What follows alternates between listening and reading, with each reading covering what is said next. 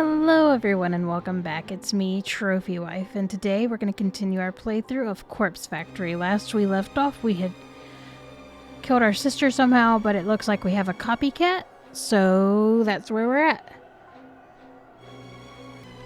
Let's get started, and if you like, please like, comment, subscribe, it helps. Okay, today is not a suitable day to go in the office. Today is not a suitable day to wake up and shower. Today is not a suitable day to force these tiny pills down my throat. Today is a day to lay in bed, rest my face on the pillow, caked with yesterday's makeup.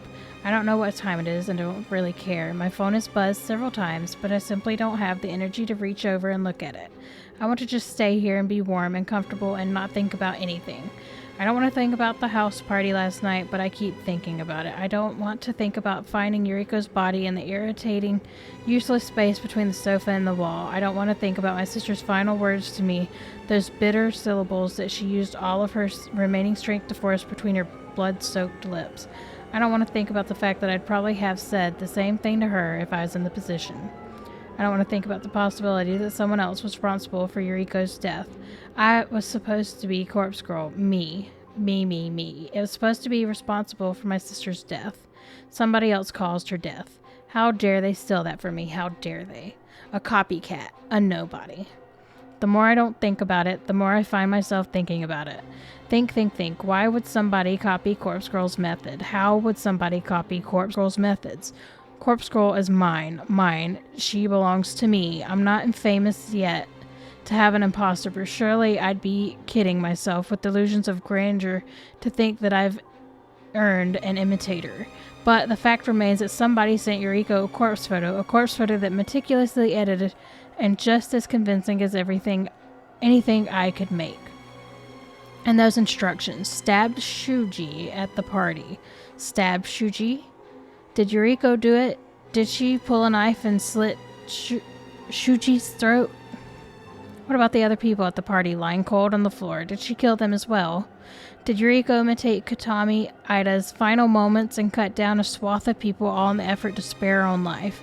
And then, who turned the knife on Yuriko? Someone acting in self-defense? Did she kill them too? There's too many questions and not nearly enough answers to satisfy my hunger mind. In an effort to find a silver lining in the whole situation, I think about how Kajori left the body bag at the party. Hopefully the police will discover the corpse and link Corpse Girl to the murder scene. Her name and website are written all over the HRP after all. Everything might work out. As long as Corpse Girl claims the credit for the death, my popularity will still be a chance of skyrocketing. My website will be inundated with new requests from people begging me or Corpse Girl to kill them on their behalf. Last night's slaughter may actually be the best thing that could have happened. I'd happily sell the credit to propel Corpse Girl's name into the stars. I roll over and bite my pillow until it's soaked through with saliva and blood, and I scream until my lungs give out. Where's the blood coming from?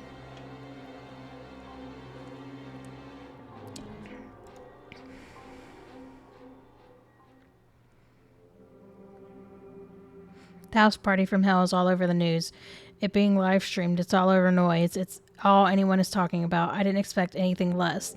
A dozen or so people dead, a corpse in the body bag, a cryptic message with love from Corpse Girl. The police are trying to desperately to put all the pieces together. That detective, Shinya's father, has his face plastered over every news outlet. He says the whole event is linked to the previous strings of murder, the one with corpses decorated to look like the victims. Of course it's linked, you utter dipshit. It's all Corpse Girl's doing. It says so on the fucking body bag. Except, there wasn't a Corpse Girl's doing, but the more I lie to myself, the better I feel. I'm the only one who knows that copycats are responsible for the death. I'm the only one who sees the photo with the instructions to kill Shuji. I still got Yuriko's phone. That's all important pieces of evidence that will surely serve me better than the police. According to various threads on Noise Channel, the police tried to redact the image of the body bag with Corpse Girl's website written on it. But once something is on the internet, it's pretty much impossible to remove it. The fact that the police wanted it deleted only served as an increase in speed at which the image spread. 1,000 posts around the web are all asking the same thing: who is Corpse Girl? Apparently, a lot of people are too scared to visit the website. They fear it might incriminate them. Like the police are ready to knock down the door of anyone who visits the site. Yeah, right. But that's reluctance. That's hesitance. Hasn't conquered the hearts of the truly curious. Corpse Girl's website have received over 1,000 visitors today.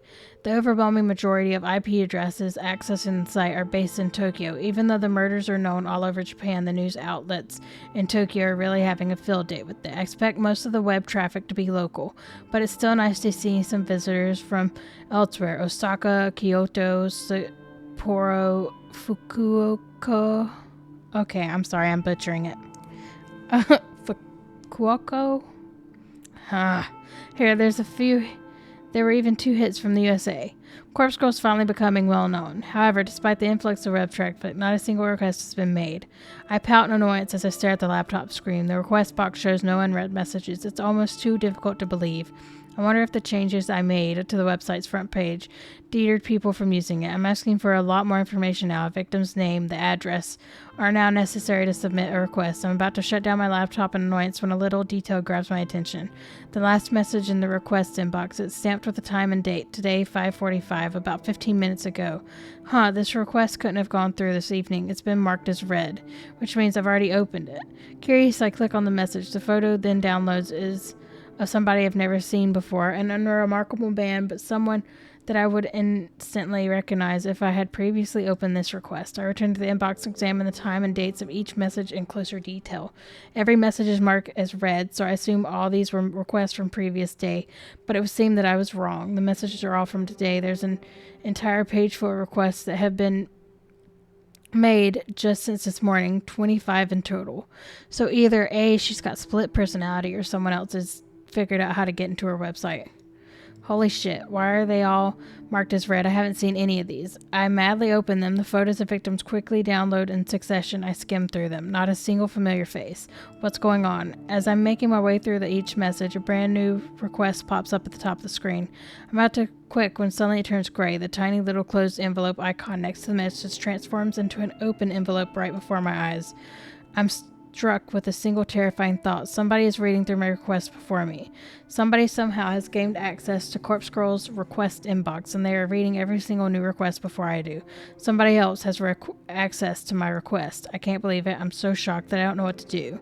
I stare blankly at the screen, my mouth hanging open in disbelief.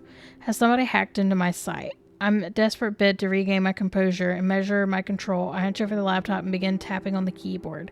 I access the site security setting in order to check the most recent visitors.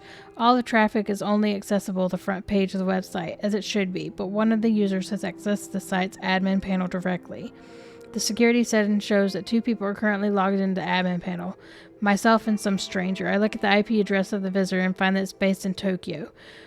Perhaps someone has saw the news reports of Corpse Girls decided to try to hack into my website. I cannot abide a blasphemous transgression like this. How dare they set foot upon my holy soil? I'm burning with rage as I click on the site's advanced security settings. I'll change my password. I'll ban the hacker's IP address. I'll kill them! I'll kill them for defiling Corpse Girl's website! Okay. June 18th, Thursday afternoon. You heard me. Yeah, so? Can't you track them down? Don't you have, connections? Me? Already hooked you up with cadavers. Don't know what else you want. I want you to find this hacker and let me strangle them to death! Jeez. I'm no computer genius. Take it to the police. You've gotta be kidding me. Of course. So what am I supposed to do? Find someone else. Besides, you still owe me. Excuse me? What exactly do I owe you? My share of the corpses. Remember our deal? It's take with you. We're supposed to share. Oh, come on. What do you need me for? You're capable of getting the cadavers yourself now that you know how. Just ask Tomoe to drive for you. Can I store them at the factory? Store them? For how long? Don't know. Weeks? They'll rot. That's why I won't take them home. It'll stink up the whole place. We had a deal. Fine. Store them at the factory. I don't care. What do you want them for, anyway? Tut. Not allowed to ask. Good luck with your hacker. Gotta go. Right. Thanks for nothing.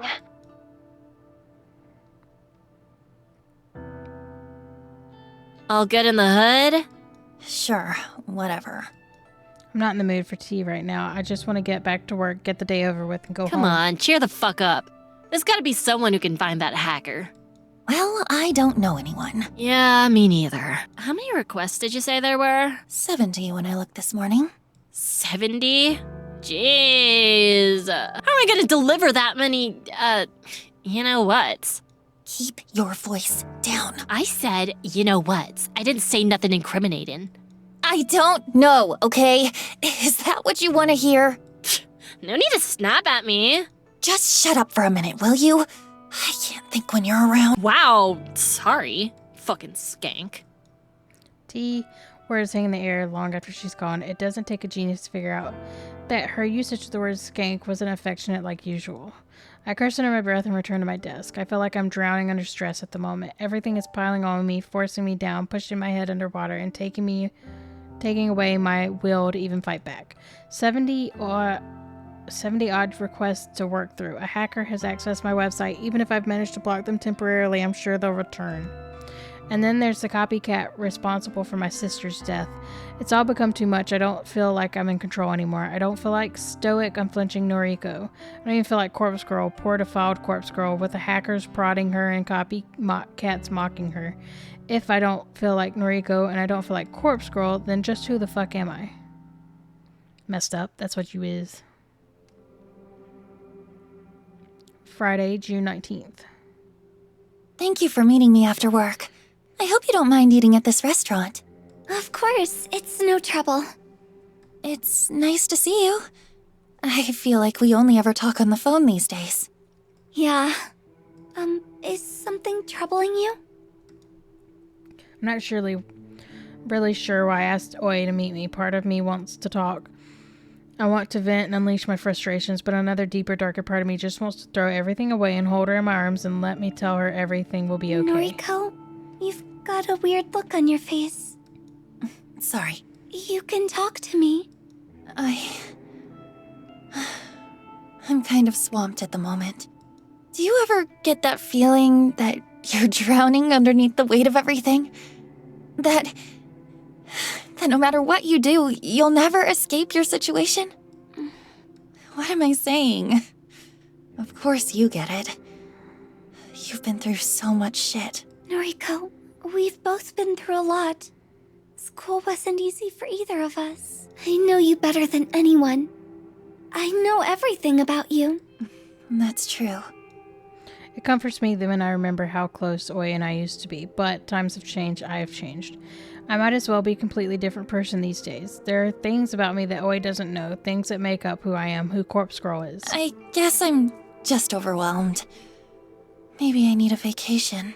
A vacation, huh? That does sound nice. Okay. Dream vacation destination. Go. Huh? Come on. We used to play this all the time. Don't think about it. Just tell me about your ideal getaway. Somewhere sunny? Don't laugh at me! I just can't imagine you in the sun. Seriously. You said dream vacation, so... Yeah. In my dreams, I'd like to go somewhere sunny. Maybe Hawaii or Australia. Could you imagine me with a tan? You should go. Go to Hawaii or Australia or wherever. Do something good for yourself. Aoi. Come on. You know it's not that simple. But why not? Really? How can you, of all people, ask me that? What's that supposed to mean? You can't even leave your apartment without checking that the light is off, or that the faucet isn't running. You need to check, like, 10 or 20 times. I'm aware. At least I can go out. Hey, I'm out right now, aren't I? Are you? Excuse me? Does a safe little place like this even count? How is this any different than your tiny apartment? It's completely different. I'm surrounded by people, and... It's the same. You don't go anywhere new. You're too terrified to step outside of your comfort zone. Oh, come on. You can't talk. You couldn't even start working at the office with me because you were too anxious to leave your apartment. That's not fair. If I'm not certain about everything, then it's too hard to... Why are we fighting? It sounds like they both have the same argument. We both know what we're battling with, so... Why? I don't know. I'm sorry. I'm sorry too. We sat in comfortable silence for a while. Every now and then, Oi shifts in her seat and checks her phone. I said some nasty things to her. Sometimes I talk before I can even think twice about what I'm saying. Ellie? Tell me about your dream vacation. Mine? I'd actually like to go somewhere colder. I like the cold. I like to wrap up in blankets and sip hot cocoa. Maybe a winter getaway to Switzerland or Norway. That doesn't sound half bad. There's something nice about snuggling up in the cold. Right? I'm glad you agree. You think we'll ever get away? I am certain we will. Maybe we could go somewhere together. Maybe. By the way, I wanted to tell you that I'll be leaving the maid cafe soon. Really? That's great! What does your manager think? She pauses before answering. I'm not sure if she's thinking or trying to build suspense I or... think he's had a change of heart. He said I can do what I want. That's fantastic, Aoi. It's a relief, that's for sure. What if I is the one that's got the other website? My last shift is tomorrow. After that, I'll finally be able to escape that one guy.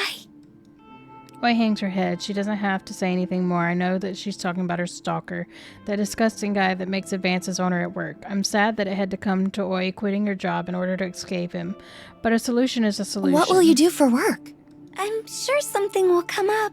I have a bit of money tucked away, so I'm not too worried. And my boyfriend has a good job, so he can probably help out. Your boyfriend? I'm slightly shocked, and Oi dropped that nugget of information so casually. Since when has she been seeing someone? She's never spoken of a boyfriend before. A sharp knife carved from jealousy pricks my heart, and I have to look away from her in order to hide the tears welling up in my eyes. We've been together for a little while. His name is Junpei. He's great. Actually, he's going to pick me up in a little bit. Junpei. I hate him already. I hate the sound of his name, and I hate the stupid-looking face that my imagination cocks up. Has he kissed Oi? Has he touched her? Has he slept with Oi? I'll kill him. I'll fucking murder him in his sleep. I'm so happy for you. Thank you. Oi's phone vibrates against the table. She glances at the screen and lets out a tiny squeal. He's here now. I'll introduce you. Thanks. I cut myself off and ignore Oi's quizzical stare. Oi stands up and looks towards the door. She claps her hands in excitement and waves at the broad, bumbling man staggering towards the table. Hey, babe. Oh. Oh. Not what I pictured. Junpei. Look at the guy. Look at the lecherous eyes, his drooling mouth, his disheveled clothes. Oi's dating this fucker. She could have had anyone she wanted. She could have had me. She could have had a gorgeous body. I would give myself to her anytime she wants. She picked Junpei over me. Is your friend? Yes. Junpei, this is Noriko. Sup? Hi. Aoi talks about you a lot. She does? Probably. We're going to go catch a movie. Would you like to join us, Noriko? Nah, babe, remember you said we were gonna... Junpei? It's fine. I've got stuff to do. Oh, okay. Maybe next time. Maybe. Well, see you. Lates. Bye. Oi grabs Junpei's arm and the two lumber away. I give up. I clearly can't compete with what Junpei has to offer her. I'm over her anyway. I had my chance in senior high school and blew it. I've moved on. That was my conviction, right? I want her so badly. But I'll keep moving forward. Find someone else to fill the void until I can have her. I'm over her. I'm over all of this. Junpei isn't even worth killing. I don't have the time to waste on him anyway. I have something like 70 quests to work on. I don't have time to be relaxing here. I need to go home and work to fulfill Corpse Girl's ambitions. If I do that, maybe I can get over Oi. And if Corpse Girls becomes famous enough, maybe Oi will respect me and love me, and we can be together and we can go to Hawaii or Australia or Switzerland or Norway and drink hot cocoa in the sun and snuggle up together to stay cold. And we can get over the fears and anxiety together, and we will always be happy even if Junpei dies, and Oi wouldn't even care about it, and she would just kiss me on the beach and we'd be happy together. None of this makes sense, and she has just lost it. Everything would be much better if Corpse Girl could get her shit together and just pull herself up from the mind and not drown in the endless thoughts of what if and who and why in circulation like draining water without my brain. Everything would be so much better if Oi just loved me like I love her. But for now, I'm over her. I have to work to do.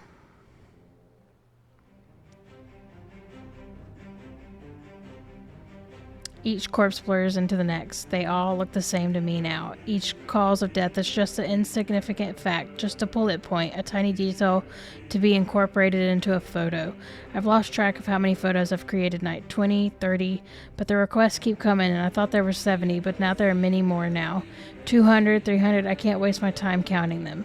This one is going to die from a baseball bat in the face. This one is going to drown. This cute guy is going to sever his own head, and this pretty girl will electrocute herself. They're all going to leave behind beautiful corpses, and beautiful photos. We'll have fun collecting corpses that look like these victims, me, T, and Kajiro. We'll apply makeup to each corpse and we'll dress them up and we'll zip them up in a cute little body bag and put a nice little ribbon on top and deliver them to our victims. And each one will die in turn and leave behind a beautiful corpse. Beautiful corpses all over Tokyo. Beautiful, beautiful, beautiful. Beautiful just like me, so slim and skeletal and perfect, so real. Each corpse will look just a little bit like gorgeous Kajiro called me a gorgeous one. Oh Lord. It's so very confusing. Oi has never called me gorgeous. I don't have enough burner phones to send all these photos. I'll have to use each phone multiple times. Maybe I can send 10 photos from a phone before I dump it. That's a good idea. I will reduce the amount of work. I also won't have enough room to van to collect this many corpses from the morgue. We'll have to make a few trips back and forth from the morgue to the factory to the morgue. I wonder how many bodies we can fit inside at once. 5, 10, 15 if we stack them all on top of one another. I wonder if we squeeze in between them instead of sitting in the passenger seat. I'm pretty small. I'm pretty skinny. I could zip myself in a body bag and hide amongst the cadavers and pop out and scare Kajiro as he opens up the vans to unload them. Boo. Haha, gotcha, Kajiro. Bet you didn't know I was in there with the corpses. Bet I look like them, don't I? Can you unzip the body bag from the inside? I'll have to try it out. I can imagine Kajiro's shocked expression when I pop out like a naked singer bursting out of a birthday cake. Maybe I could strip down before I get into the body bag. I bet he'd like that. I bet he'd like to see me slide out of the body bag completely bare with my pale skin, my bony arms, and my scrawny legs. His eyes would pop out of his skull when he looks at the prominent rib cage and my hips and my tiny flat breast. What is wrong with you? It just keeps getting more fucked up. He'd probably think about it every night before he goes to sleep and fantasize about me and my perfect body. He'd dream about cuddling with me in the body bag and hiding between the cadavers in the van.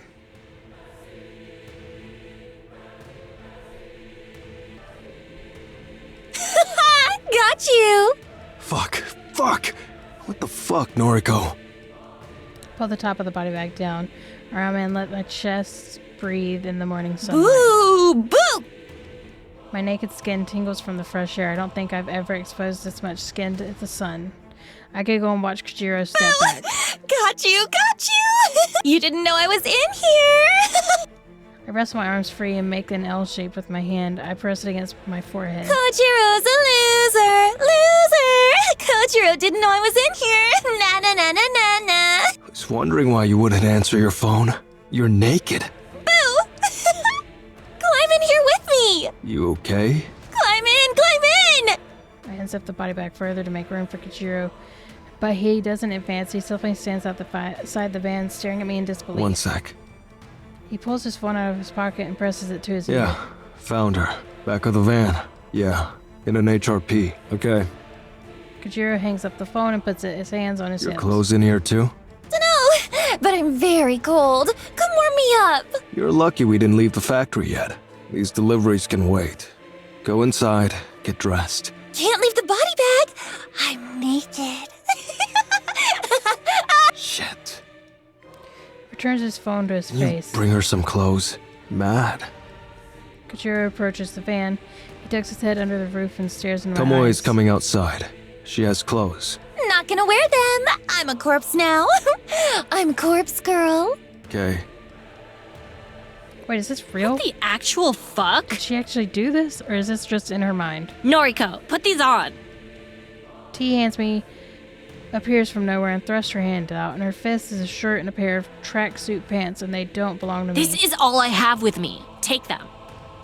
I reach out and grab the clothes, but then I push T's hand aside for a last second and send the garments flying out of the Little van. bitch.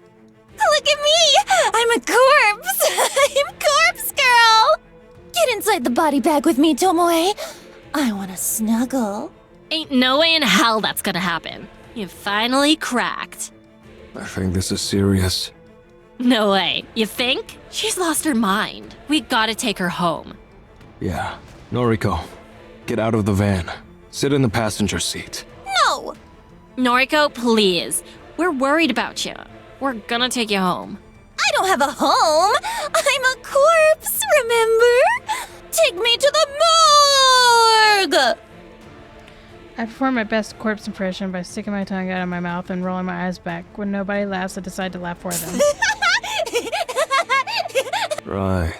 Enough. Jory climbs into the van and grabs my wrists. Let me go.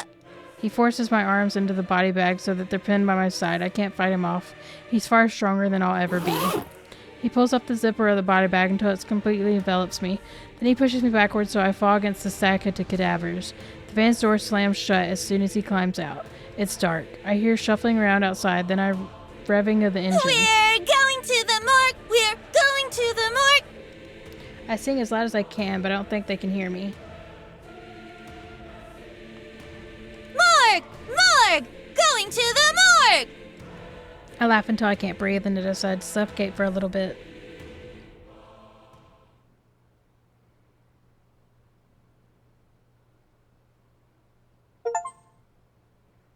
Oh, I guess that was Act 1.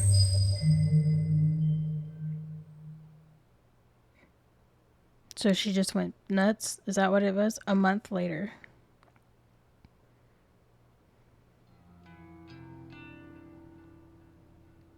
July 30th, Thursday morning.